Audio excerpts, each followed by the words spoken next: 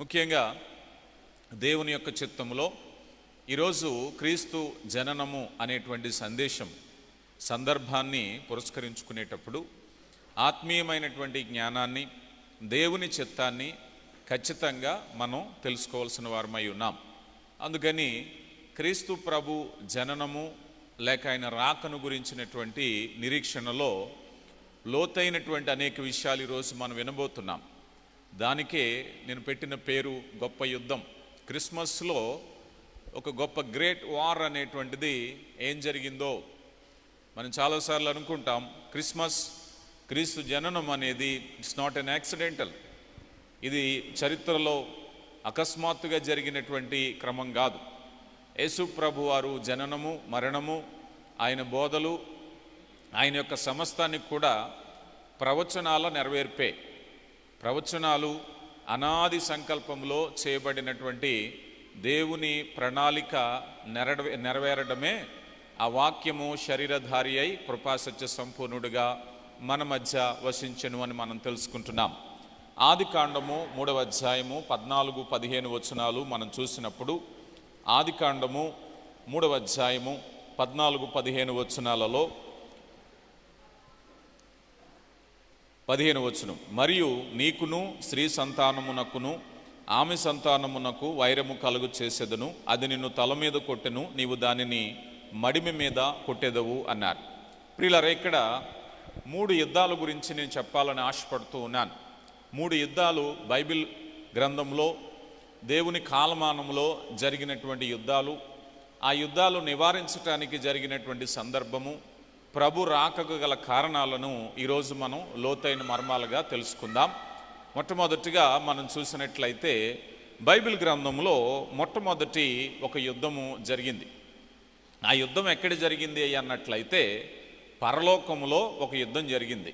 మనందరికీ తెలుసు, అతిశయించిన వాడు, విర్రవీగిన వాడు, గర్విష్ఠుగా ఉన్నటువంటి ఆ అపవాది లూసిఫర్ ఎప్పుడైతే గర్వించాడో ఆ పరలోక యుద్ధములో జరిగినటువంటి అహంకారాన్ని బట్టి అతడు పడద్రోయబడ్డాడు. ప్రియులారా, గమనించండి, ఇది పరలోకములో జరిగినటువంటి మొదటి యుద్ధం. మీరు జాగ్రత్తగా గమనిస్తే మిమ్మల్ని క్రిస్మస్ సందేశంలోకే నేను నడిపిస్తాను, కానీ పూర్వాపరాలు తెలుసుకుంటేనే కానీ దీని గురించి మనకి పూర్తిగా అర్థం కాదు. ప్రకటన గ్రంథము 12వ అధ్యాయము 7-9 వచనాలు మనం చూసినప్పుడు, ప్రకటన గ్రంథము 12వ అధ్యాయము 7-9 వచనాలు, అంతట పరలోకమందు యుద్ధము జరిగెను, మికాయేలును అతని దూతలు ఆ ఘటసర్పముతో యుద్ధము చేయవలనని ఉండగా ఆ ఘటసర్పము దాని దూతలు యుద్ధము చేసిరి గాని గెలవలేకపోయిరి గనుక పరలోకమందు వారికి స్థలము లేకపోయెను. కాగా సర్వలోకమును మోసపుచ్చుచు అపవాది అని సాతానను పేరు కలిగిన అది సర్పమైన మహాఘట సర్పము పడద్రోయబడెను, అది భూమి మీద పడద్రోయబడెను, దాని దూతలు దానితో కూడా పడద్రోయబడెను. ప్రియులారా, గమనించినట్లయితే ఆ ఘట సర్పము, ప్రాచీన సర్పము ఎక్కడ పడిపోయిందయ్యా అంటే ఏదేను తోటలో పడిపోయింది. అక్కడ ఉండేటువంటి అహాన్ని బట్టి ఆ సాతాను ఏం చేసిందయ్యా అన్నట్లయితే, ఆ సాతాను పరిపూర్ణ సౌందర్యం కలిగినటువంటి స్థితి. యెహెజ్కేలు గ్రంథంలో మనం చూసినప్పుడు వేకో నక్షత్రమా అనే మాట మనం చూస్తాం. సుందరమైనటువంటి రూపాన్ని దేవుడిచ్చారు కదా. సుందరమైనటువంటి ఆ తలంతు దేవుడు తనకిచ్చినప్పుడు ఆ తలంతును దేవుని కొరకు ఉపయోగించాలి. మనం కూడా దేవుడు మనకి ఏదైనా ఆధిక్యత ఇచ్చినప్పుడు ఆ ఆధిక్యత యొక్క ముఖ్య ఉద్దేశం ఏమిటో తెలుసా? తద్వారా దేవుని మహిమపరచాలి. ఒకవేళ నీకు మంచి ఉద్యోగం ఉందా, దేవుని మహిమపరచాలి. ఒకవేళ మంచి స్వరం ఉందా, దేవుని మహిమపరచాలి. మంచి సామర్థ్యం ఉందా, దేవుని మహిమపరచాలి. ఏదైనా దేవుడు నీకు ఇచ్చిన సామర్థ్యంతో దేవుని మహిమపరచాలి. సంసోనుకు దేవుడు బలాన్ని ఇచ్చాడు. ఆ బలాన్ని దేని కొరకు ఉపయోగించాలి? దేవుని మహిమపరచడానికి ఉపయోగించాలి. కానీ తన యొక్క స్వార్థం, తన యొక్క కోరికల కొరకు ఉపయోగించుకోవటాన్ని బట్టి సంసోను పడిపోయినట్టుగా బైబిల్ గ్రంథంలో మనం చూస్తూ ఉన్నాం. కనుక ఇక్కడ మొదటిగా అపవాదిని గురించి మనం చూస్తే యెహెజ్కేలు గ్రంథంలో మరొక మాట చూసి మనం ముందుకు వెళదాం. యెహెజ్కేలు గ్రంథము 28వ అధ్యాయంలో 11వ వచనము నుంచి ఆ మాటలు మనం చూడగలుగుతున్నాం. యెహెజ్కేలు గ్రంథము 28వ అధ్యాయము 11 నుంచి ఇలాగూ రాయబడి ఉంది. 11 నుంచి, మరియు యెహోవా వాక్కు నాకు ప్రత్యక్షమై ఇలాగూ సెలవిచ్చెను, నరపుత్రుడా, తూరు రాజును గూర్చి అంగలార్పు వచ్చిన మెత్తిలాగు ప్రకటించుము. ప్రభు అయిన యెహోవా సెలవిచ్చినదేమైనగా, పూర్ణ జ్ఞానమును సంపూర్ణ సౌందర్యము గల కట్టడము మాదిరివి దేవుని తోటయగు ఏదేనులో ఉంటివి. మాణిక్యము, గోబేదకము, సూర్యకాంతమణి, రక్తవర్ణపు రాయి, సులిమాని రాయి, మరకతములు, నీలములు, పద్మరాగము, మాణిక్యము అను అమూల్య రత్నములతో బంగారములతో నీవు అలంకరపరబడి ఉన్నావు. నీవు నియమింపబడిన దినమున పిల్లరగ్రోవులు వాయించువారు నీకు సిద్ధమయ్యిరి. అభిషేకమునందున కేరేబు యొక్క ఆశ్రయముగా నీవు ఉంటివి. అందుకే నేను నిన్ను నియమించుతనని దేవుని ప్రతిష్ఠింపబడిన పర్వతమున నీవు ఉంటివి. ఇలా చెప్పుకుంటూ పోతూ ఇక్కడ అలంకార రూపంగా తూరు రాజును గురించి చెప్పబడుతున్న మాటలు అపవాదికి అన్వయించుకుంటున్నాం. అయితే అపవాదికి దేవుడు తలంతునిచ్చాడు. ఒక మాటలో చెప్పాలి అంటే దేవుని ఆరాధించటానికి ప్రధాన దూతలలో ఈ యొక్క లూసిఫర్ ఒకటిగా ఉన్నాడు. తన యొక్క అందాన్ని బట్టి, సౌందర్యాన్ని బట్టి, తనకిచ్చిన తలంతును బట్టి ఈ అపవాది ఏం చేశాడయ్యా అన్నట్లయితే అతిశయించాడు. ఎప్పుడైతే అతిశయించాడో అక్కడి నుంచి పడద్రోయబడ్డాడు. ఇది మొదటి యుద్ధము. జాగ్రత్తగా గమనించండి, ఇది పరలోకములో జరిగిన మొదటి యుద్ధము. ఇక రెండవ యుద్ధానికి వచ్చేసరికి ఈ దేవుని యొక్క చిత్తములో ఎప్పుడైతే పడద్రోయబడినటువంటి స్థితిలో అపవాది ఉన్నాడో ఇక రెండవ యుద్ధాన్ని ప్రారంభించాడు. దేవుడు శక్తివంతుడు, దేవుడు బలమైనటువంటి వాడు, దేవుని ఎదుట నిలవలేని స్థితిలో ఉండేటువంటి అపవాది లూసిఫర్, ఆదిమ సర్పము ఎక్కడికి వచ్చిందయ్యా అన్నట్లయితే భూమి మీదకి వచ్చి ఇక దేవుని మీద యుద్ధం చేయలేని గనక దేవుని బిడ్డల మీద యుద్ధం చేయాలని నిర్ణయించుకున్నాడు. దేవుని బిడ్డల మీద యుద్ధం చేయాలని ఏదేను తోటలోకి వచ్చాడు. ఏదేను తోటలో జరిగినటువంటి ఆ అపవాది తలంపు ఏం చేసిందయ్యా అంటే తలంపు అది మోసపుచ్చువాడు గనక అవ్వమ్మను మోసపుచ్చాడు, ఆదామును మోసపుచ్చాడు, ఆజ్ఞాతిక్రమానికి ప్రేరేపించాడు. మానవజాతి అంతా పాపంలో పడిపోవటానికి, మానవజాతి మరణంలో పడిపోవటానికి కారణమయ్యాడు. అంతవరకు రెండవ యుద్ధంలో అపవాది విజయము సాధించినట్టుగా మనకు కనిపిస్తుంది.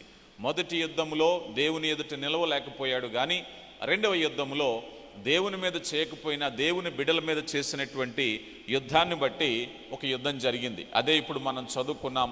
ఆదికాండము 3వ అధ్యాయము 14-15 వచనాల్లో మనం చూసాం.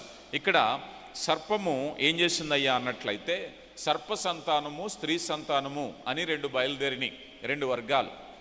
ఈ రెండు వర్గాలలో సర్ప సంతానం ఎవరు, స్త్రీ సంతానం ఎవరు అంటే ఒక మాటలో చెప్పాలి అంటే భూమి మీద ఉన్న ప్రతి మానవుడు కూడా స్త్రీ సంతానమే కదా, అవ్వమ్మ సంతానమే. మరి సర్ప సంతానం ఎక్కడి నుంచి వచ్చారు?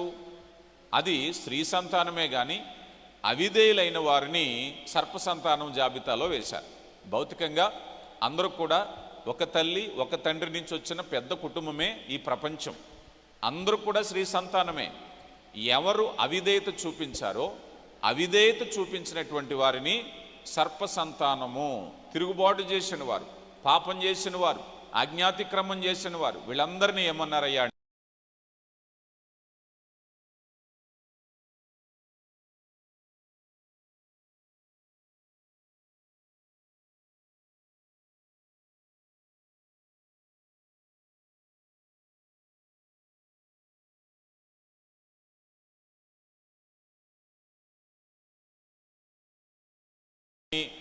లేకపోతే వెపన్స్ ఇలాంటివి ఎన్నో మన దృష్టిలో ఉంటూ ఉంటాయి. కానీ అనాదిగా జరుగుతున్నటువంటి ద గ్రేట్ వార్, గొప్ప యుద్ధాన్ని మనం చూసినట్లయితే క్రిస్మస్ ఏంటో మనకు అర్థమవుతుంది. అంటే ఈ యుద్ధము పరలోకంలో జరిగింది. మేబీ మనం ఉపయోగించినటువంటి అక్కడేమి ఫ్లైట్స్ ఉపయోగించకపోవచ్చు, ఆర్మీ ఉపయోగించకపోవచ్చు, హైడ్రోజన్ బాంబ్స్, హీలియం బాంబ్స్ ఉపయోగించకపోవచ్చేమో, కానీ యుద్ధం ఎలాగ జరుగుతుంది అని అంటే అవిధేయతను బట్టి పడద్రోయబడ్డాడు. తర్వాత రెండవ యుద్ధముగా ఏదేను తోటలో జరిగిన యుద్ధం. ఈ యుద్ధ పర్యవసానం ఏం జరిగిందంటే దేవుడు సృష్టిలో ప్రతిదీ మంచిదే, ఆదాము మంచివాడే, అవ్వ మంచిదే, తోట మంచిదే, ఫలాలు మంచిదే, అన్ని మంచిదే, చాలా జాగ్రత్తగా కలగజేశారు. కానీ ఈ మంచిలో నుంచి ఎప్పుడైతే అపవాది ఆది నుంచి మోసపురుచువాడు, ఆ అబద్ధికుడు ఏం చేశాడు, నమ్మబలికాడు, వీరిని పాపములో పడవేశాడు. ఈ పాపములో పడిన తర్వాత లోకములోనికి పాపం వచ్చింది. ఈ లోకములోకి పాపం వచ్చాక ఈ పాపం ఏం చేస్తుందయ్యా అన్నట్లయితే ఈ పాపము కొనసాగుతుంది. ఎలా కొనసాగుతుంది? ఎప్పుడైనా ఒక వ్యాధి ఉన్నప్పుడు ఆ వ్యాధి లక్షణాలు బయటికి కనిపిస్తూ ఉంటాయి. అలాగే లోకములో పాపము తాలూకా ఆలోచనలు బయటికి ఎలా కనిపించాయంటే, ఆదికాండము 4వ అధ్యాయము 8వ వచనంలోకి వచ్చేసరికి అన్నదమ్ముల మధ్య విభేదం వచ్చింది. అన్న తమ్ముడిని చంపేశాడు. కయ్యేను ఏబేలు ఇద్దరు అర్పణ తీసుకెళ్లారు. ఒక అర్పణ అంగీకరించబడింది, పెద్దవాని అర్పణ అంగీకరించబడలేదు. అసూయ ప్రారంభమైంది. ఇదే యుద్ధము. యుద్ధం అంటే చూడండి, ఎప్పుడు వెలుగుకి చీకటికి మధ్య యుద్ధం, పరిశుద్ధతకు అపవిత్రతకి మధ్య యుద్ధం, దేవునికి అపవాదికి జరిగే యుద్ధాన్ని ఎక్కడ మనం చూడగలము అంటే ఇక్కడ మనం చూస్తున్నాం. ఆ యుద్ధము తాలూకా పర్యవసానము ఏదో ఒకరోజు ఒక పెద్ద యుద్ధం జరిగి ఆ మహాయుద్ధంలో ముగిసిపోయిందా అంటే, యుద్ధం అనేది కొనసాగుతుంది. యుద్ధము కొనసాగేటటువంటి ప్రక్రియలో భాగంగా ఏం జరిగిందయ్యా అన్నట్లయితే అన్నదమ్ముల మధ్య యుద్ధము. ప్రియులారా, మీరు ఎప్పుడైనా అన్నదమ్ముల మధ్య యుద్ధము, అక్కచెల్లెళ్ళ మధ్య యుద్ధము, కుటుంబాలలో యుద్ధము, భార్యాభర్తల మధ్య యుద్ధము, మీరు ఎక్కడ చూసినా అపవాది ప్రభావము అక్కడ ఉన్నట్టే. అపవాది చేసే యుద్ధం అదే. ఈరోజు అయ్యా మా కుటుంబంలో నెమ్మది లేదు, అపవాది చేస్తున్న ప్రయత్నమే. అయ్యా మా జీవితంలో నెమ్మది లేదు, అపవాది చేస్తున్నటువంటి ప్రయత్నమే. ఇలాంటి అన్నదమ్ముల మధ్య విభేదం వచ్చింది. ఆ తర్వాత అబ్రహాము సంతానములో అబ్రహాము గారికి 2 పిల్లలు పుట్టారు. ఒక ఆయన ఇష్మాయేలు ఆగరుకు పుట్టాడు, మరొక ఆయన ఇస్సాకు షారాకు పుట్టారు. ఈ సంతానానికి విభేదం వచ్చింది, ఒకరికొకరు విభేదించుకున్నారు. ఆ తరములు కూడా గొడవ. ఇప్పటికీ కూడా మనం చూస్తే దానికి సంబంధించినటువంటి గొడవ ఈనాటికి ప్రపంచంలో మనం చూడగలుగుతాం కదా. అరబ్ దేశాలకి ఇజ్రాయెల్ దేశానికి యుద్ధమే, ఎప్పుడు విభేదమే, ఎప్పుడు చల్లారట్లేదు, అదే పని. ఎక్కడి నుంచి వచ్చింది యుద్ధము? ఇదే 2వ యుద్ధంగా మనం చూడగలుగుతున్నాం. ప్రియులారా, గమనించండి. ఇలాంటి భయంకరమైనటువంటి యుద్ధంలో మనం చూసినప్పుడు మరొక యుద్ధం, అన్నదమ్ములు యాకోబు యాషావు మధ్య యుద్ధం జరిగింది. అన్నను మోసగించి తమ్ముడు మారిపోయాడు. మోసం, అబద్ధము, యుద్ధము, తిరిగి లేని గుణం. ప్రపంచములో ఆ వ్యాధి, ఆ పాపము రాకపోవాలే కానీ వచ్చింది అని అంటే అది ప్రబలుతూనే ఉంటుంది. ప్రియులారా, గమనించండి, అది ప్రబలుతూనే ఉంటుంది. అపవాది వేసినటువంటి బీజము ఎలాగ జరుగుతుందయ్యా అంటే అన్నదమ్ముల మధ్య గొడవ, వ్యక్తి మధ్య గొడవలు జరుగుతున్నాయి. అక్కడి నుంచి మనం మరలా ఎస్తేరు గ్రంథం 7వ అధ్యాయంలోకి వచ్చేసరికి మనకి హామాను కనిపిస్తాడు. హామాను అహంకారి, హామాను గర్విష్టి, హామాను యూదుల ద్వేషి. ఎంతగా ద్వేషించాడు అంటే అసలు యూదులే లేకుండా చేయాలనుకున్నాడు. రాజుకు తెలియకుండా ఒక శాసనం చేశాడు. రాజా, ఈ శాసనము నువ్వు అంగీకరించు. ఒక్కసారిగా యూదులందరూ నిశ్చేష్టులైపోయారు, కన్నీరు గార్చారు. ఎస్తేరు బాధపడుతుంది. మొర్దెకై చెప్తున్నాడు, అమ్మా ఈ దినం కోసమే నిన్ను అంతఃపురంలో పెట్టారేమో దేవుడు. ఒకవేళ ఈ సమయంలో నువ్వు నా మౌనంగా ఉంటే నీ దేవుడు నిన్ను విడిచిపెట్టడు. ఆయుధపరిచాడు మొర్దెకై. ఎస్తేరు 3 దినములు ఉపవాసం ఉండి నేను ప్రార్థన చేస్తాను, అయ్యా యూదులందరి కొరకు నేను ప్రార్థన చేస్తాను. 3 దినములు ప్రార్థన తర్వాత రాజు సన్నిధికి వెళ్తాను. కష్టమైనా ప్రాణం పోయినా నేను ఒప్పించే ప్రయత్నం చేస్తాను. కానీ ఇక్కడ మీరు గమనించాలి. ఇప్పుడు ఆ హామాను ఏదైతే తలంచాడో, ఏ ఉరికొయ్యి మీద మొర్దెకైని ఉరిదీయాలనుకున్నాడో ఆ ప్లాన్ అంతా తిరుగుబాటు అయిపోయింది. మొర్దెకై ఉరి తీయబడవలసిన చోట హామాను ఉరి తీయబడ్డాడు. యుద్ధం జరిగింది, యుద్ధములో అపజయం వచ్చింది. అంటే మనకు తెలియకుండానే ఒకవైపు దేవుడు, ఒకవైపు అపవాది పనిచేస్తూనే ఉన్నారు. అంటే అపవాది ప్రయత్నించి యూద జాతిని లేకుండా చేయాలని ప్రయత్నించిన దేవుడు అపక్షంగా కార్యం చేశాడు. అంటే యుద్ధం జరుగుతుంది, ఆ యుద్ధంలో ఎవరైతే చంపాలనుకున్నాడో అతనే చనిపోయాడు. హామాను మొర్దెకైని ఉరి తీయడానికి ఒక చక్కని ఆ ఉరికొయ్యను ఏర్పాటు చేశాడు.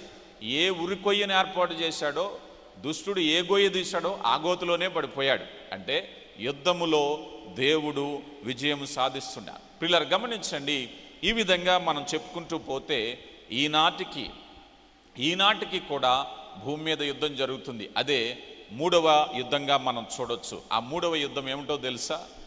అపవాదికి విశ్వాసులకి మధ్య యుద్ధము. చూడండి, ప్రకటన గ్రంథము 12వ అధ్యాయము 17వ వచనంలో, ప్రకటన గ్రంథము 12వ అధ్యాయము 17వ వచనాన్ని మనం చూసినప్పుడు, అందుచేత ఆ ఘటసర్పము ఆగ్రహము తెచ్చుకుని దేవుని ఆజ్ఞలు గైకొనుచు యేసును గూర్చి సాక్ష్యమిచ్చుచున్న వారైన ఆమె సంతానములో శేషించిన వారందరితో యుద్ధము చేయుటకు బయలువెళ్ళి సముద్రము తీరన నిలిచెను. చూడండి, ఇక్కడ మరలా మీరు చూస్తే ఆ మహాఘట సర్పము కోపం తెచ్చుకుందట. దేవుని వాక్యమును గైకొనుచు, ఎవరు దేవుని వాక్యాన్ని గైకొనేవారు? ఎవరు దేవుని వాక్యాన్ని ప్రేమించేవారు? ఎవరు? దేవుని బిడ్డలే. మీరు నన్ను ప్రేమిస్తే నా ఆజ్ఞలు గైకొందురు అని ప్రభువారు చెప్పారు. ఎవరైతే దేవుని వాక్యాన్ని గైకొంటున్నారో వారితో యుద్ధం చేయటానికి అపవాది బయలుదేరారు. దీన్ని ఏమని చెప్పాలి ఇప్పుడు? విశ్వాసులతో అపవాది యుద్ధం. మరొక మాటలో చెప్పాలి అంటే, స్త్రీ సంతానమునకు నీ సంతానమునకు వైరం చేసేద్దాం. ఇప్పుడు మనమందరము స్త్రీ సంతానము, అపవాది సంతానముతో యుద్ధం జరుగుతుంది. ప్రియులారా, గమనిస్తే ఈ యుద్ధములో 3వ భాగంలోకి మనం వచ్చినప్పుడు ఇక్కడే మన యుద్ధాన్ని సమాప్తి చేయటానికి మన పక్షంగా లోకానికి శరీర రీతిగా వచ్చిన వారే మెస్సయ్య. అదే క్రిస్మస్. ఈరోజు అయ్యా ఆ ప్రజల మీద అపవాది యుద్ధం ప్రకటించాడు. ఆ మహాఘట సర్పము కోపం తెచ్చుకుని ఎన్ని ప్రయత్నాలు చేస్తున్నాను, ఆ పరలోకంలో చేసిన యుద్ధంలో పడిపోయాను, ఏదైనా తోటలో యుద్ధంలో ఫెయిల్ అయ్యాను, ఆ తర్వాత వచ్చినటువంటి ఆ క్రమం అంతట్లో దేవుని యొక్క ఆ ప్లాన్ ఏదైతే ఉందో, ఆ రిడెంప్షన్ ప్లాన్ అంతా కూడా ఏదో ఒకలాగా ఆపాలని ప్రయత్నించాను, ఎక్కడ ఆగలేదు, అంతకంతకు ప్రబలిపోయింది గనక వీరితో యుద్ధం చేయాలి అనుకున్నాడు.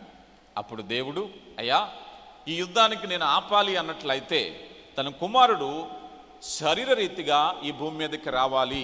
ఇదే యుద్ధం. ఈ యుద్ధం ఎక్కడి నుంచి ప్రారంభమైంది?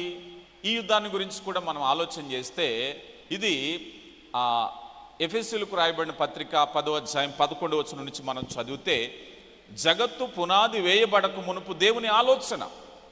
మనం అందుకే అంటాం, ఏదైనా తోటలో అవ్వ ఆదాములు పాపం చేసినప్పుడు దేవుడు కోపంతో మీరు తోట వదిలి బయటికి వెళ్ళిపోండి. అప్పుడు అనిపిస్తుంది, అయ్యో దేవుడు క్షమించుండొచ్చు కదా, తప్పిపోయిన కుమారుడు కథలో మనం చదువుకుంటున్నాం, ఎంత తప్పిదం చేసినా తండ్రి ఇంట చేర్చుకున్నాడు, దేవుడేంటి వారిని తోసివేశాడు అని అంటే, ఇక్కడే అసలైన విషయం. ఒకవేళ గనక వారు తోటలోనే ఉంటే వారికి విమోచన లేదు, వారి తోటలోనే ఉంటే వారికి రక్షణ లేదు. ఎందుకనంటే అక్కడ జీవవృక్ష ఫలం ఉంది. ఈ జీవవృక్ష ఫలంతో ఏం చేస్తారంటే పాపం చేస్తారు, ఆ పండు తింటారు. అంటే నిరంతరం జీవిస్తూ ఉంటారు, నిరంతరం జీవిస్తూ పాపం చేస్తూ ఉంటారు. అలాంటి సమయంలో దేవుడు ఎప్పుడైతే తోట నుంచి బయటికి వెడలిపో అని తండ్రి గద్దించినప్పుడు, ఆ గద్దింపులో ప్రేమ ఉంది, ఆ గద్దింపులో రక్షణ ప్రణాళిక ఉంది, ఆ గద్దింపులోనే మెస్సయ్యను గురించి ఆలోచన ఉంది, ఆ గద్దింపులోనే కాలము సంపూర్ణమైనప్పుడు ఆ కన్య గర్భవతి అయి కుమారుని కననేటువంటి దేవుని యొక్క ప్రణాళిక ఉంది. అందుకని అయ్యా మీరు ఇక్కడే ఉంటే రక్షణ ప్రణాళిక జరగదు, మీరు ఇక్కడే ఉంటే పరలోకాన్ని చేరుకోలేరు, ఇక్కడే ఉంటే ఎప్పటికీ పరిశుద్ధులు కాలేరు గనక ఇదిగో భవిష్యత్తు జ్ఞానం ఎరిగినటువంటి దేవుడు ఏం చేశారంటే, మీరు తోటను విడిచి బయటకు వెళ్ళిపోండి. ఎందుకంటే ఒక రోజుకి కోల్పోయిన పరదేశిని మరలా మీరు పొందుకోవాలి అని అంటే మీరు బయటికి వెళ్ళవలసిందే. అక్కడి నుంచి బయటకు వెళ్ళిపోయారు. అక్కడి నుంచి బయటకు వెళ్ళిన తర్వాత దేవుని ప్రణాళిక ప్రారంభమైంది. వెరీ నెక్స్ట్ ఇమ్మీడియట్గా దేవుడు ఆ ప్రకటన చేస్తున్నారు. ఆ ప్రకటనే ఆదికాండం 3వ అధ్యాయము 14-15 వచనాలు. అయ్యా నీ సంతానమునకు స్త్రీ సంతానమునకు దేవుడు ప్రణాళిక ఏర్పాటు చేశాడు. దేవుని యొక్క భవిష్యత్తు జ్ఞానంతో చెప్పినప్పుడు అపవాది కూడా కుయుక్తపరుడు గనక, దేవుని ఆలోచన ఎరిగినవాడు గనక, ఓహో ఈ ప్లాన్లో వచ్చావు గనక ఇదిగో ఏ ప్లాన్లో ఏ యొక్క క్రమములో మెస్సయ్య రాబోతున్నాడో ఆ క్రమాన్ని పాడు చేయాలని ఆలోచన చేస్తున్నాడు. ఇదే క్రీస్తు వంశముపై అపవాది చేసినటువంటి దాడి. యేసు ప్రభు ఏ వంశములో నుంచి రాబోతున్నారో దానిని చెడగొట్టాలి. అందుకే మనం ఆదికాండము 6వ అధ్యాయము 1-2 వచనాల్లో చూసినప్పుడు నరుల కుమార్తెలు నరుల కుమారులతో వివాహము చేసుకున్నప్పుడు అన్నారు. అంటే ఇక్కడ మనం ఇందాక అనుకున్నాం, నరుల కుమారులు దేవుని కుమారులు నరుల కుమార్తెలు ఏమీ లేదు. భౌతికంగా అందరూ కూడా ఒకే క్రమం నుంచి వచ్చిన వారే. వీరిని విభజించింది ఏమిటి? దేవుని బిడ్డలు అపవాది బిడ్డలు అని విభజించింది ఏమిటంటే విధేయత అవిధేయత, లోబడే గుణం లోబడకపోవటం, విశ్వాసం అవిశ్వాసం, పరిశుద్ధత పాపం. ఈరోజు కూడా మనుషుల్ని విడదీసేది ఏమిటంటే పాపమే. కానీ దేవుని చిత్తంలో అందరూ సమానమే, అందరూ బిడ్డలే. ఇప్పుడు దేవుని కుమారులు అంటే వాక్య ప్రకారంగా ఉండేటటువంటి వారిని ఏం చేశారు? ఇప్పుడు నరుల కుమార్తెలు, వారు సౌందర్యం అందంగా ఉండడాన్ని చూసి వారు పెళ్లి చేసుకున్నారట. ఈరోజు కూడా ఒక మనిషి పరిశుద్ధతలో ఉన్నప్పుడు ఆ పరిశుద్ధతను చెడగొట్టడానికి అపవాది ఏదో ఒక విధంగా ప్రయత్నిస్తాడు. మేబీ మనలోనే ఉంటారు, ఎవరైనా ఒక వ్యక్తి బాగా చదువుకుంటున్నాడు అనుకుందాం, వాడిని చెడగొట్టడానికి ఏదో ఒక ఆలోచన. ఎవరైనా ఒక వ్యక్తి బుద్ధిగా ఉద్యోగం చేసుకుని డబ్బులు సంపాదించుకుంటున్నాడు, వాడికి ఏదో ఒక వ్యసనాన్ని అలవాటు చేయాలి, వాడికి ఏదో ఒక తప్పుదారిని చూపించాలి, వాడు చెడిపోవాలి. వాడు ఎందుకు బుద్ధిగా ఉండాలి? ఎందుకు చక్కగా ఉద్యోగం చేసుకోవాలి? ఎందుకు చదువుకోవాలి? ఎందుకు దేవుని సన్నిధికి వెళ్ళాలి? ఎందుకు రక్షణ పొంది ఉండాలి? ఎందుకు నీతిమంతుడిగా ఉండాలి? అపవాది ప్రయత్నం. ఈ దేవుని కుమారుల మీద అపవాది చేస్తున్నటువంటి అటాక్ ప్రయత్నం ఎప్పుడూ జరుగుతూనే ఉంటుంది. వారిని చెడగొట్టాలి, వారిని పాడు చేయాలి, వారిని తప్పుడు దారిలో నడిపించాలి. ప్రియులారా గమనించండి, అలాంటి క్రమంలో మొట్టమొదటి అటాక్ ఎలాంటిదయ్యా అంటే ఆదికాండము 6వ అధ్యాయంలో దేవుని కుమారులు ఇదిగో నరులు కుమార్తెలతో వివాహం చేసుకుంటున్నారు. అయ్యా ఇదిగో లోకంలో విధేయులుగా ఉండాలనుకుంటున్నాం, ప్రార్థనలో ఉండాలనుకుంటున్నాం, పాపం చేయకుండా ఉండాలనుకుంటున్నాం. అయితే నీ బలహీనత మీద దాడి చేసి నిన్ను కూడా నేను అపవిత్రుణ్ణి చేయాలి. ఆ లైన్ చెడిపోవాలి. అపవాది యొక్క ప్రయత్నం మొదటిగా మనం చూసాం. ఇక రెండవదిగా బైబిల్ చరిత్రలో మీకు అర్థం కావటానికి చెప్పే ప్రయత్నం మరొకటి ఏమిటయ్యా అంటే ఆదికాండము 20వ అధ్యాయం. ఆదికాండం 20వ అధ్యాయం మొదటి 2 వచనాల్లో మీరు చూస్తే అబ్రహాము శారా వారు కరువును బట్టి ఐగుప్తు ప్రాంతానికి వెళ్ళినప్పుడు అబీమెలెకు రాజు దగ్గరికి వెళ్ళారు. మీరు చాలా జాగ్రత్తగా గమనించండి. అబీమెలెకు రాజు దగ్గరికి వెళ్ళి అబ్రాము భయపడి ఈమె నా సహోదరి అన్నాడు. ఒకవేళ బ్రతుకుంటే ఎలాగైనా ఉండొచ్చు, కానీ రాజుకు వ్యతిరేకంగా నేనేం చేయలేను గనక నా చెల్లి అన్నాడు. నా చెల్లి అన్నప్పుడు మీరు ఒక మాట గుర్తుపెట్టుకోండి. ఆదికాండము అంతకు మునుపు 18వ అధ్యాయంలోనే ప్రభు అబ్రాము శారాలను దర్శించినప్పుడు ఒక మాట అంటారు. ఏమిటో తెలుసా? మీదటికి సంవత్సరానికి మీరు గర్భఫలం పొందుకోబోతున్నారు. ఇంకా 1 సంవత్సరమే ఉంది గర్భఫలం పొందుకోవడానికి. ఈ 1 సంవత్సరం గర్భఫలం ఉండగానే ఈ జరిగిన ఇన్సిడెంట్ అంతా సవ్యంగా జరిగితే అబ్రహాము శారాకు ఇస్సాకు పుడతాడు. ఆ ఇస్సాకే మెస్సయ్య వంశావళి క్రమం అవుతుంది. కానీ మనం నిజంగా మాట్లాడుకుంటే అబీమెలెకు రాజు గనక ఒకవేళ గనక ఇదిగో శారమ్మను కలుసుకుంటే, శారమ్మ గనక ఒకవేళ అబీమెలెకు రాజు వలన గర్భవతి అయితే ఇస్సాకు పుట్టే అవకాశం లేదు. ఇదే యుద్ధం. ఈ యుద్ధాన్ని మనం గమనించాలి. ఇక్కడ జరుగుతున్నది యుద్ధం.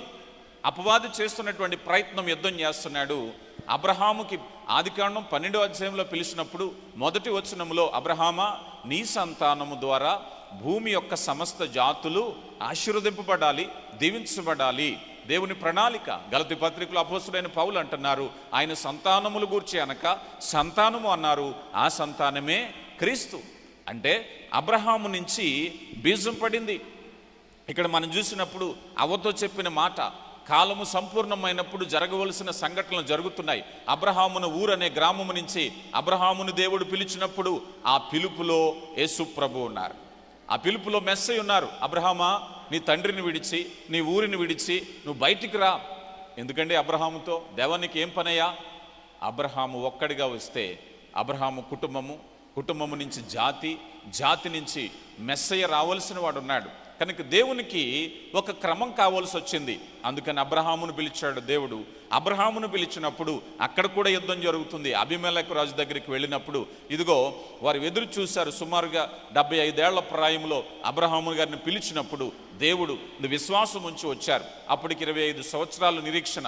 ఇక నిరీక్షణ ఓపిక పట్టలేని సమయంలో దేవుడు అబ్రహాము శారాతో చెప్తున్నారు, అయ్యా మీదటికి సంవత్సరానికి నువ్వు కుమారుణ్ణి కంటావు అని చెప్పారు. కుమారుని కంటావని ఈ చెప్పిన సమయంలో అపవాదికి సహించలేకపోయాడు. ఆ మహాఘట సర్పం ఏం చేశారంటే వెంటనే ఇదిగో అబీమెలెకు రోజు నుంచి ఇదిగో ఒక ప్రకటన వచ్చింది. భూరాజుల్ని ఎవరు ఎదిరించగలరండి? అధికారాన్ని ఎవరు ఎదిరించగలరు? ఎవరు ఆపేది కాదు. కానీ మరొక వైపు మనం తెలుసుకోవాల్సింది, దేవుడు యుద్ధం చేస్తున్నాడు. ఎవరు చేస్తున్నారు ఇప్పుడు? దీన్ని ఎవరు తప్పించాలి? రాజే నిర్ణయం చేశాడు. అయ్యా ఎవరేమే నా చెల్లి అన్నాడు. ఇంక చేసేదేమీ లేదు. అబ్రాహాము సైతము అబద్ధం ఆడాడు. అబద్ధానికి గల కారణం ఏమిటయ్యా అంటే, అబద్ధమునకు జనకుడు అపవాది. అపవాది చేసిన క్రియను బట్టి అబద్ధం చెప్పేశారు. అబద్ధం చెప్పిన వెంటనే ఇక దేవుడు ఊరుకుంటాడా? అయ్యో, జగత్తు పునాది వేయబడకవలసిన ప్రణాళిక ఇది.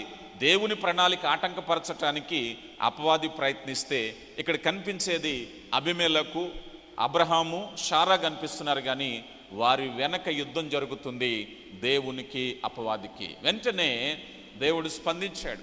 స్వప్నమందు మాట్లాడాడు. అయ్యా అబీమెలెకు జాగ్రత్త, యుద్ధం చేయటానికి వారి మీద చేస్తున్నావేమో. కలత చెందాడు, భయపడ్డాడు. అబీమెలెకు రాజు అంతఃపురంలో ఉండేటువంటి స్త్రీలు గర్భాలన్నీ మూయబడ్డాయి. ఎవరు మాట్లాడడానికి లేదు, ఇక ఎవరు మాట్లాడడానికి లేదు. ఒక్కసారిగా అబ్రహమా నువ్వు చేసింది ఏమిటిది? భయపడిపోయాడు. అంటే యుద్ధము దేవుడు చేస్తున్నాడు. ఈ యుద్ధము దేవుని ప్రణాళిక కొనసాగేటప్పుడు ఈ జరిగేటటువంటి క్రమంలో మనం చూసినట్లయితే దేవుడు తన క్రమాన్ని నింపటానికి చేస్తున్నటువంటి ప్రయత్నం. ప్రియులారా గమనించండి, అబ్రహాము శారా నుంచి ఇదిగో దేవుడు ఎదురు చూస్తున్నటువంటి కార్యము జరగాలి. ఆ జరిగేటటువంటి ప్రక్రియే మెస్సయ్య అనేటువంటి ప్రక్రియ. మీకు మరొక యుద్ధం చూపిస్తాను మీకు అర్థం కావడానికి. బైబిల్ గ్రంథంలో ఏసేపు తండ్రి అయినటువంటి యాకోబుకు 12 మంది కుమారులు ఆ దేశంలో ఉండగా కరువు వచ్చింది. కరువు అంటే ఏంటండి? ఈ రోజులాంటి పరిస్థితుల కరువు అంటే భయంకరమైన పరిస్థితులు. నేను అప్పుడప్పుడు మన కోనసీమ ప్రాంతాలు పర్యటించేటప్పుడు నాకు గుర్తొస్తూ ఉంటుంది. కాటన్ గారు అక్కడ బ్రిడ్జ్ కట్టక మునుపట కరువు వల్ల లక్షల మంది చనిపోయారట. ఇప్పుడు ఏదైతే పచ్చని ప్రాంతంగా కోనసీమ ప్రాంతంగా మనం చూస్తున్నామో, నీరు సముద్రంలో కలిసిపోయి పంటకు అందనప్పుడు కరువుకు మరణించారట. నమ్ముతామా? ఆహారం లేక మరణించటం అంటే ఎలాంటి పరిస్థితుల్లో? పూర్వం అలాంటి పరిస్థితులు ఉండేవి, ఇప్పుడు అలాంటి పరిస్థితులు మనకు లేవు. సరే, అలాంటి సమయంలో కరువు వచ్చింది. కరువు వలన యాకోబు కుటుంబము ఆ సంతానమే లేకుండా చేయాలని ఒక కరువు బయలుదేరింది. మీరు ఎప్పుడైనా గమనించండి, వ్యాధి, రోగము, కరువు ఎవరి వల్ల వస్తాయి? అపవాది వల్ల వస్తాయి, దేవుడి వల్ల రావు. రైట్. అయితే ఇక్కడ ఎప్పుడైతే కరువు వచ్చిందో, కరువులో ఆ కుటుంబం అంతా కూడా నాశనం అయిపోవాలి, తుడిచిపెట్టుకుపోవాలని అపవాది ప్రయత్నించాడు. దేవుడు యుద్ధం చేస్తున్నారు, యుద్ధం జరుగుతుంది. పైకి మనకి వ్యక్తులు కనిపిస్తున్నారు. ఏసేపు యాకోబు అన్నదమ్ములు కనిపిస్తున్నారు. ఇదో జగడం ఆడుకుంటున్నారు, ఇదిగో తమ్ముడిని తోసివేశారు, ఇదే కనిపిస్తుంది. కానీ దాని వెనక యుద్ధం జరుగుతుంది. అప్పుడు ఆ దేవుడు ఈ ఏసేపుని ఎక్కడికి పంపించారు? సంపన్న దేశమైనటువంటి ఈజిప్ట్ పంపించాడు. తర్వాత కాలంలో అదే అంటారు, అన్నలారా మీరు బాధపడకండి, ఒకవేళ ఈ దినము నిమిత్తమేమో దేవుడు నన్ను ఇక్కడికి పంపించారు. ఆ కుటుంబం కాపాడబడాలి, ఆ వంశం కొనసాగాలి, మెస్సయ్య రావాలి. దేవుడు యుద్ధం చేస్తున్నాడు. ఆ కుటుంబాన్ని కాపాడుకుని అక్కడ నడిపించటానికి ఇదిగో నడిపిస్తూ ఉన్నారు. ఆ నడిపించేటటువంటి క్రమంలో మనం చూస్తాం. ఆదికాండం 45వ అధ్యాయంలో ఆ మాట చెప్పబడుతుంది. దేవుని ప్రణాళిక, ఒక్కడిగా వెళ్ళాడు, కుటుంబాన్ని తీసుకువెళ్ళాడు, అభివృద్ధి చెందింది, కుటుంబం భద్రపరచబడింది, అక్కడి నుంచి నడిపించబడ్డారు. ప్రియులారా గమనించండి. ఆ తర్వాత మరలా కొంతకాలం గడిచి నిర్గమాకాండం 1వ అధ్యాయంలోకి వచ్చాక ఫరో బయలుదేరాడు. ఇదిగో అపవాది ప్రతినిధిగా ఫరో బయలుదేరి మగ శిశువులను అందరినీ చంపేసి ఎక్కడేసేయాలి? నైలు నదిలో పడేయాలి. ఈ ప్రజలు పెరిగిపోతున్నారు కనుక ఏం చేయాలి? వీరందరినీ చంపి నైలు నదిలో వేయండి. అయ్యా, హెబ్రియం పురుషుణ్ణి ఎవరిని కూడా బతకనివద్దు. ఒక మాటలో చెప్పాలి అంటే మెస్సయ్య వంశావళి మీద జరుగుతున్నటువంటి దాడి, మెస్సయ్య వంశావళి మీద జరుగుతున్న దాడి. దేవుడు ఏం చేశారు? అప్పుడు వెంటనే ఇదిగో ఏ ఫరో అయితే చట్టం చేశాడో ఆ ఫరో ఇంట్లో, ఆ ఫరో కుమార్తె చేతిలో నాయకుడిగా రావాల్సినటువంటి మోషేను తీసుకువెళ్ళి ఆ మోషేను పెద్దవాడిని చేసి గొప్పవాడిని చేసి నాయకుడిని చేసి అక్కడ ఉన్న వారందరినీ కూడా భద్రంగా వాగ్దాన దేశానికి నడిపించటానికి దేవుని ప్రణాళిక. మహాయుద్ధం జరుగుతున్నటువంటి యుద్ధం, అపవాది మీద దేవునికి జరుగుతున్నటువంటి యుద్ధం. ఈ యుద్ధంలో భాగంగా వారందరినీ కూడా క్షేమకరంగా నడిపించటానికి దేవుడు ముందుకు నడిపిస్తున్నారు. ఇలాగ మనం చూసినట్లయితే దేవుని కృపలో యూదా పత్రికలో మనం దానియేలు గ్రంథంలో మనం చూస్తాం. అక్కడ ఉన్నటువంటి యూద రాజ నాయకులను లేకపోతే యూదుల యవనస్తుల మీద దాడి చేసిన సందర్భాలు మనం చూస్తాం. వీటన్నిటినీ మనం చూసేటప్పుడు మనకు తెలియవలసిన విషయం ఏమిటంటే క్రీస్తు వంశావళి మీద అపవాది చేస్తున్నటువంటి యుద్ధం. ప్రియులారా గమనించండి. ఇంతవరకు యుద్ధం చేసిన తర్వాత ఇప్పుడు ఈ యుద్ధం అంతా కూడా ఫెయిల్ అయింది. ఈ యుద్ధం అంతా కూడా ఎంత చేసినా కూడా అర్థం కాలేదు. ఈ క్రీస్తు వంశావళి మీద చేసినటువంటి ప్రయత్నాలన్నీ విఫలమయ్యాయి గనక ఇప్పుడు అసలైన యుద్ధం వచ్చింది. క్రీస్తు ప్రభు వారి జీవితం మీద యుద్ధం. క్రీస్తు ప్రభు వారి యొక్క శరీర రీతిగా జీవించిన జీవితం మీద యుద్ధం. ఎప్పుడైతే ప్రకటన చేయబడిందో, ఎప్పుడైతే కన్య గర్భవతి అవుతుందో, గలతీయులకు రాయబడిన పత్రిక 4వ అధ్యాయము 4వ వచనములో కాలము సంపూర్ణమైనప్పుడు దేవుడు ఆ వంశాన్ని కొనసాగించాడు, ఆ యొక్క లైన్ కొనసాగించారు. కాలము సంపూర్ణమైంది, కన్యక గర్భవతి అయి కుమారుని కనెను. అప్పుడు అపవాది ఊరుకుంటాడో చెప్పండి? అపవాది సహిస్తాడో చెప్పండి? అపవాది కోపము కలిగి ఉగ్రత కలిగి యుద్ధం చేయటానికి బయలుదేరాడు. ఇదిగో ఆ తూర్పు దేశపు జ్ఞానులు వచ్చినప్పుడు మహా ఉగ్రత వచ్చేసింది. ఎంత క్రూరుడంటే హేరోదు చాలా క్రూరుడు. భార్యని చంపేశాడు, తల్లిని చంపేశాడు, అన్నదమ్ములు చంపేశాడు, కన్నబిడ్డలను చంపేశాడు. అధికారం ఉంటే చాలు, నాకు ఏమీ వద్దు. ఎక్కడో ఒక మూల యూదా రాజు అనే మాట వినబడుతుంది. అలాంటి అంకురమే లేకుండా చేయాలి గనక కోపం వచ్చింది. ఆ ధర్మశాస్త్రోపదేశకులను పిలిచాడు. అయ్యా, యూదుల రాజుగా పుట్టేవాడు ఎక్కడున్నాడు? గ్రంథాలన్నీ చదివేశారు. ఇదిగో బెత్లెహేము ప్రాంతంలో పడతారు. సరే, ఇదిగో వెళ్ళవయ్యా, వెళ్ళు, అక్కడికి వెళ్ళి కనుక్కోండి. చూస్తున్నాడు. తూర్పు దేశపు జ్ఞానులు వచ్చి అడుగుతున్నారు, అయ్యా, యూదుల రాజుగా పుట్టినవాడు ఎక్కడో నాకు చెప్పండి, నేను వచ్చి ఆరాధిస్తాను. ఆరాధించే మనసు అనేది చంపటానికి ప్రయత్నించే మనసు. క్రీస్తు జీవితం మీద జరిగే దాడి, యుద్ధం. వెంటనే ఈ యుద్ధంలో దేవుడు అదే చెప్తున్నాను. వెంటనే దేవుని దూత ప్రత్యక్షమై, అయ్యా, మీరు ఆ దారి వెళ్ళకండి, మరొక దారిలో వెళ్ళండి.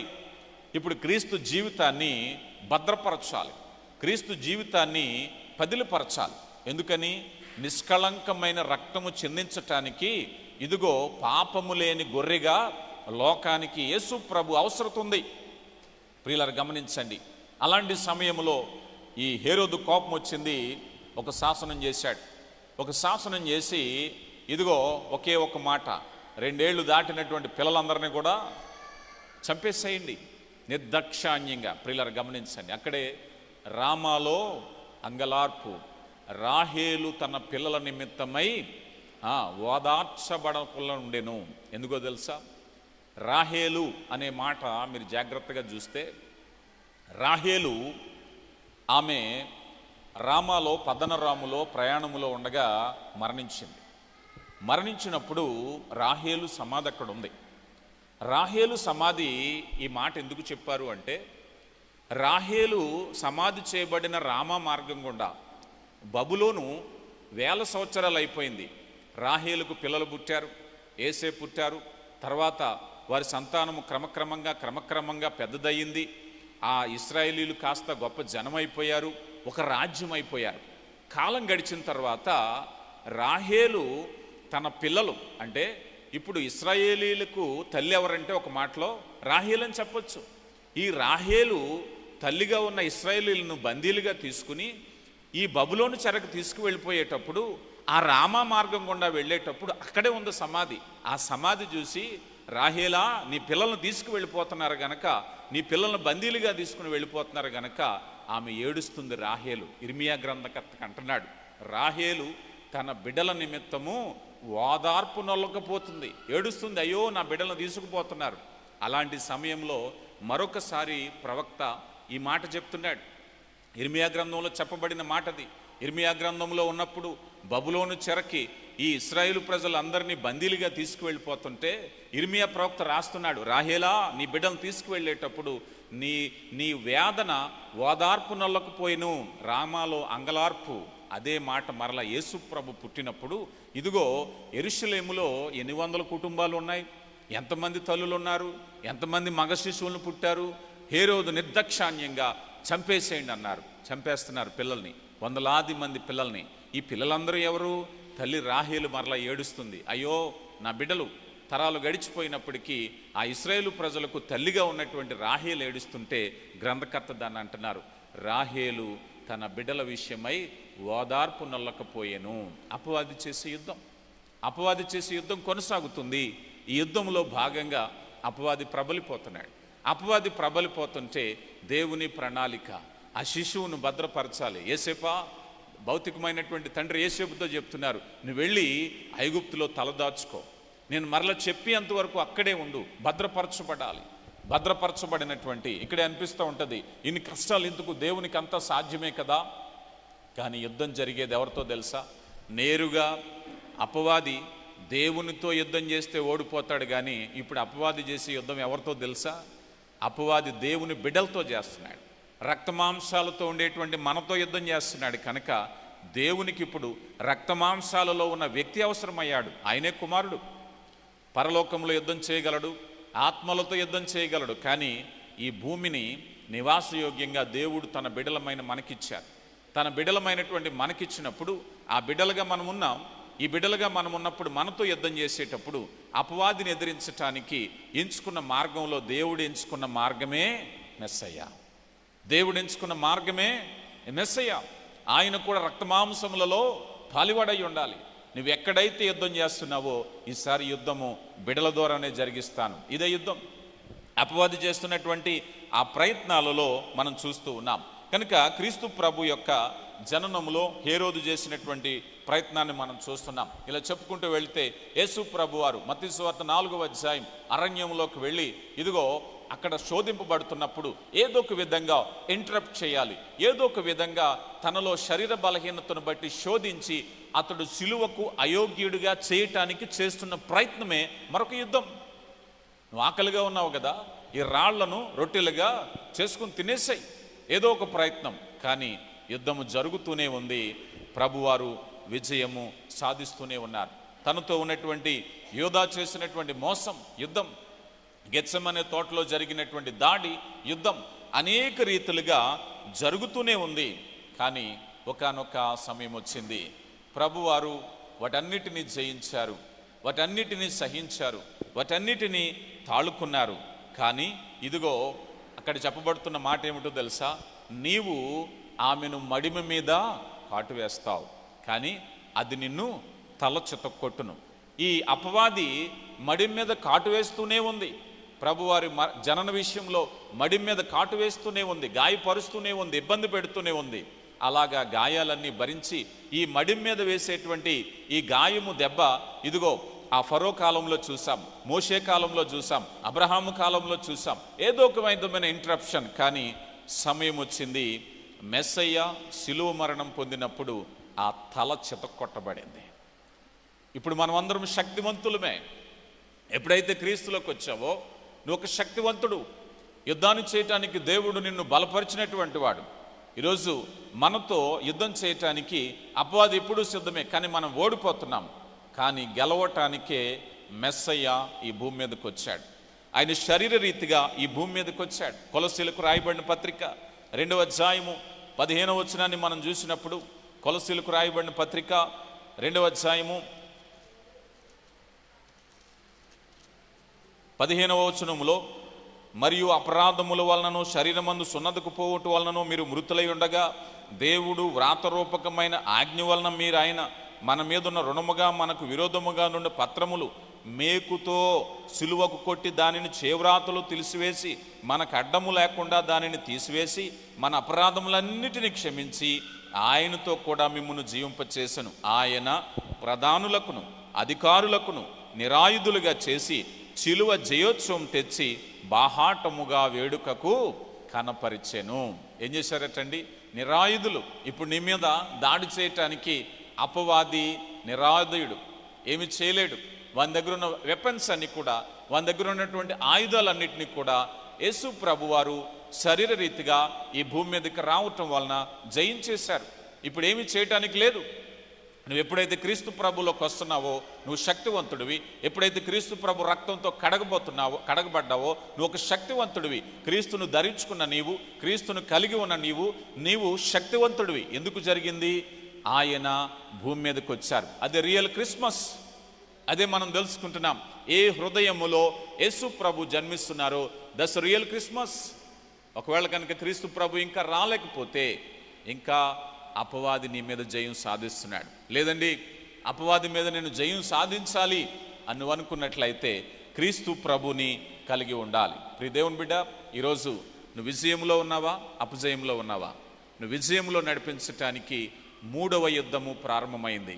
ఆ 3వ యుద్ధమే అపవాది సాతానుకు విశ్వాసులతో ఇప్పుడు జరుగుతున్నటువంటి యుద్ధం. ఈరోజు చాలా జీవితాల్లో మనం చూస్తున్నాం. అయా, పలానా జీవితంలో వ్యసనం ఉంది, పలానా కుటుంబంలో నెమ్మది లేదు, పలానా వారు అధికమైనటువంటి బలహీనతలకు లోనైపోతున్నారు, పలానా వ్యక్తిలో కోపం ఉంది, పలానా వ్యక్తిలో వ్యామోహం ఉంది, పలానా వ్యక్తిలో మరేదో శరీర కార్యం ఉంది. ప్రాబ్లం ఏంటో తెలుసా? నీ శరీరాన్ని, నీ జీవితాన్ని అపవాదికి ఇచ్చుకున్నావు గనక అపవాది నీ శరీరాన్ని, నీ జీవితాన్ని లోబరుచుకున్నాడు. అది నిన్ను కంట్రోల్ చేసేది. అయ్యా, ఇప్పుడు నన్ను ఎవరో నియంత్రిస్తున్నారు. చాలా వ్యసనాల్లో మనుషులు బయటికి రాలేకపోతున్నారు. బయట పడాలని చేస్తున్న ప్రయత్నం విజయం సాధించలేకపోతున్నావు. అందుకే అపోస్తలుడైనటువంటి పౌలు గారు రోమీయులకు రాయబడిన పత్రిక 7వ అధ్యాయంలో నేను ఏది నిశ్చయించుకున్నానో అది చేయలేకపోతున్నాను, ఏది చేయకూడదు అనుకుంటున్నానో అదే చేస్తున్నాను. ఈరోజు అయ్యా, ఈ తప్పుడు ఆలోచన నా బ్రెయిన్లోకి రాలేదు అనుకుంటున్నావు, కానీ అదే వస్తుంది. ఈ పాపం చేయకూడదు అనుకుంటున్నావు, కానీ చేస్తున్నావు. ఎంత నియంత్రించుకుందామన్నా ఆగలేకపోతున్నావు. శరీర కార్యానికి లోబడ్డావు. అపవాది నీ మీద విజయం సాధించాడు. లేదు ప్రభువా, నేను కూడా విజయం సాధించాలి అనుకున్నట్లయితే, ప్రభు పక్షం రాగలిగినట్లయితే ప్రభు విజయోత్సవాన్ని బాహాటంగా కనబరుస్తారట. అవునయ్యా మెస్సయ్య, నువ్వు వచ్చిందే నా మీద విజయం సాధించడానికి కదా. అపవాదిని నా ద్వారా విజయం సాధించటానికి, నన్ను బలపరచటానికి ఎఫెసీయులకు రాయబడిన పత్రిక 6వ అధ్యాయంలో ఆయనిచ్చు యుద్ధోపకరణములు అన్నారు, సర్వాంగ కవచాలు అన్నారు. మనం ఎప్పుడైతే దేవుడిచ్చే వెపన్స్ను మనం కలిగి ఉన్నామో, మనం దేనికి లోబరుచుకుంటామో దానికే దాసులము. అయ్యా, క్రీస్తు చిత్తానికి నేను లోబరుచుకుంటున్నాను. Real Christmas. ప్రభువా, నా కోసం ఎందుకు వచ్చావు? ఇదిగో అనాదిగా అపవాదితో జరుగుతున్నటువంటి యుద్ధాలలో భాగంగా నేను విజయం సాధించాలని, నేను చేతగాని వాడిగా ఉన్నప్పుడు, నేను బలహీనుడిగా ఉన్నప్పుడు, నేను మార్గం లేనప్పుడు దాన్ని చూపించటానికి ఈ భూమి మీదకి వచ్చావు కదా. అదే రియల్ క్రిస్మస్. ప్రభా, నా జీవితంలోకి వచ్చావు. ఎంతమంది నమ్ముతున్నారు? ప్రభా, నా జీవితంలోకి ఇదిగో విజయం సాధించడానికి వచ్చావు. ఏ బలహీనతలు, ఏ పాపము, ఏ వ్యసనము నన్ను బలహీనపరుస్తుందో, అనారోగ్యపరుస్తుందో, నేను అపజయానికి లోనైపోతున్నానో వాటన్నిటినీ జయించటానికి, నన్ను బలపరచటానికి, నా పక్షంగా నిలవటానికి ఈ భూమి మీదకి శరీర రీతిగా వచ్చిన ప్రభువా, నీకే మహిమ కలుగును గాక అని చెప్పగలిగినట్లయితే దట్స్ ద రియల్ క్రిస్మస్. అదే 3వ యుద్ధం. ప్రస్తుతం జరుగుతున్నటువంటి యుద్ధంలో నిన్ను నన్ను గెలిపించటానికి ఆయన కూడా రక్తమాంసములలో పాలివాడయ్యారు. హెబ్రీయులకు రాయబడిన పత్రిక 2వ అధ్యాయం 14వ వచనములో ఆ పిల్లలు రక్తమాంసములు గలవారైనందున మరణ భయం చేత లోబడిన వారిని విమోచించటానికి ఆయన కూడా రక్తమాంసములలో పాలివాడు ఆయన. యేసు ప్రభు వారు రక్తమాంసములలో పాలివాడవటమే రియల్ క్రిస్మస్.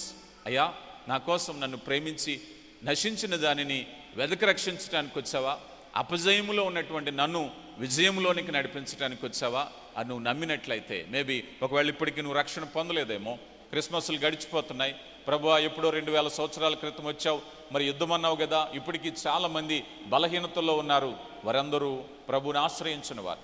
అయ్యా, చాలామంది వ్యసనాల్లో ఉన్నారు, ప్రభుని ఆశ్రయించినటువంటి వారు. అయ్యా, ఇప్పటికీ కూడా చాలామంది అపవాది బంధకాల్లో ఉన్నారు, ప్రభుని ఆశ్రయించినటువంటి వారు. నువ్వు ఒకవేళ గనక ప్రభువుని గనక నువ్వు ఆశ్రయించావంటే, ప్రభుని మీద అధికారిగా నువ్వు ఒప్పుకున్నట్లయితే, అపోస్తుల కార్యగ్రంథం 2వ అధ్యాయంలో అపోస్తులైన పేతురు అంటున్నారు, ఆయన ప్రభువుగాను రక్షకుడుగాను ఆయన నియమించెను. పిల్లరా, అందుకే అంటున్నారు పిలాతు అడిగిన మాటకి, అయ్యా, యూదుల రాజు నీవేనా? అవునండి, యూదుల రాజుని, కానీ నీవన్నట్టు నా రాజ్యం ఇది కాదు కదా. ఈరోజు లోకంలో మనం చూస్తాం, ఈ పార్టీలో ఉన్నవాళ్ళు ఆ పార్టీలోకి, ఆ పార్టీలో ఉన్నవాళ్ళు ఈ పార్టీలోకి మారిపోతూ ఉంటారు. కానీ మనం జాయిన్ అవ్వాల్సినటువంటి రియల్ కింగ్డమ్, రాజ్యం ఏదైనా ఉందంటే ప్రభు చేత ఏర్పాటు చేయబడిన రాజ్యమే. ఆ రాజ్యంలో కనుక నువ్వు ఉండగలిగినట్లయితే ప్రభు ఏర్పాటు చేసినటువంటి రాజ్యంలో నువ్వు ఉండగలిగినట్లయితే అది పరలోక సంబంధమైనది, అది ఆత్మీయమైనటువంటిది, అపవాది చేరుకోలేనటువంటిది, అపవాది బంధకాలు ప్రవేశించలేనటువంటి బలమైనటువంటి రాజ్యంలో మనం ఉన్నాం ఎప్పుడైతే క్రీస్తు ప్రభుని అంగీకరించామో. చివరిగా ప్రకటన గ్రంథము 20వ అధ్యాయము 10వ వచనాన్ని మనం చూస్తే, ప్రకటన గ్రంథము 20వ అధ్యాయము 10వ వచనం, వారిని మోసపరిచిన అపవాది అగ్నిగంధకములు గుండకములో పడవేయబడును, అచ్చట క్రూరముఖమును అబద్ధ ప్రవక్తులున్నారు, వారి యుగయుగములు రాత్రింబవళ్ళు బంధింపబడుదురు. కనుక ప్రియులారా, అపవాది మీద నువ్వు గెలిచావా లేదా? చివరిగా నేను ఒక ప్రశ్న వేస్తున్నాను, అపవాది మీద నువ్వు గెలిచావా, ఇంకా ఓడిపోతున్నావా? ఒకవేళ కనుక నేను ఇంకా ఓడిపోతున్నానండి, అనేక విషయాల్లో ఓడిపోతున్నాను, ఆత్మీయ విషయాల్లో ఓడిపోతున్నాను, వ్యసనాల్లో ఓడిపోతున్నాను, నా తలంపుల్లో ఓడిపోతున్నాను అని చెప్పగలిగితే దానికి కారణం ఏమిటో తెలుసా? క్రీస్తు ప్రభుని నీ జీవితంలోనికి ఆహ్వానించకపోవటమే. యేసు ప్రభుని ఎప్పుడైతే సొంత రక్షకుడిగా అంగీకరిస్తున్నావో, ప్రభువుగా అంగీకరిస్తున్నావో, ఆయన చట్టాలను నువ్వు గౌరవించి ఆ ప్రకారంగా జీవించాలని ప్రయత్నిస్తావో, అపవాదిని నువ్వు జయించగలుగుతావు. కనుక నిన్ను జయించటానికే ఆయన భూమి మీదకి వచ్చారు. దేవుడు మిమ్మల్ని బహుగా దీవించి ఆ ఉన్నతమైనటువంటి విజయాన్ని మీకు అనుగ్రహించునుగాక. That's the real Christmas. దేవుడు మిమ్మల్ని దీవించునుగాక. ఆమేన్. రైట్. వాక్యము అర్థం చేసుకున్న వాళ్ళు, అర్థమైన వాళ్ళు అందరూ ఒకసారి చప్పట్లు కొట్టండి. దేవునికి స్తోత్రం, దేవునికి మహిమ కలుగునుగాక.